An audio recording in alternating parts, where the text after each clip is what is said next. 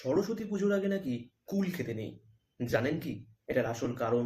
ফেসবুকে একটি ভিডিও দেখে খুব ভালো লাগলো, যার জন্য ভিডিওটি নিজে বানিয়ে আপনাদেরকে শেয়ার করছি। পুরাণ মতে দেবী সরস্বতীকে তুষ্ট করতে চেয়েছিলেন ব্যাসদেব, তাই তিনি দেবী সরস্বতীর উদ্দেশ্যে বদ্রিকা আশ্রমে তপস্যায় বসেছিলেন। কিন্তু এই তপস্যা শুরুর আগে দেবী সরস্বতী এসে তাকে একটি শর্ত দেন। দেবী ব্যাসদেবের সামনে একটি কুল গাছের চারা রেখে যান এবং বলে যান, এই কুল বীজ যেদিন অঙ্কুরিত হয়ে বড় গাছে পরিণত হবে এবং সেই গাছ থেকে কুল হয়ে সেই কুল পেকে ব্যাসদেবের মাথার উপর পড়বেন, সেদিনই তার তপস্যা সম্পন্ন হবে। সেই দিনই দেবী সরস্বতীর উদ্দেশ্যে করা তপস্যা পূর্ণ হবে। সেই মতো ব্যাসদেব বছরের পর বছর তপস্যা করতে থাকেন এবং কিছুদিন পরে সেই চারা গাছ বড় গাছে পরিণত হয় এবং তারপর সেই গাছে কুল ধরে এবং সেই কুল পেকে ব্যাসদেবের মাথায় যেদিন পড়ে সেই দিনটি ছিল বসন্ত পঞ্চমী।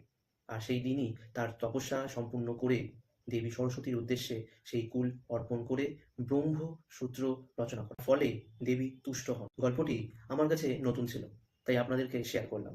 ভালো লাগলে অবশ্যই একটি লাইক করবেন এবং ফেরিওয়ালা পেজটিকে ফলো করবেন। Thank you so much for watching ফেরিওয়ালা।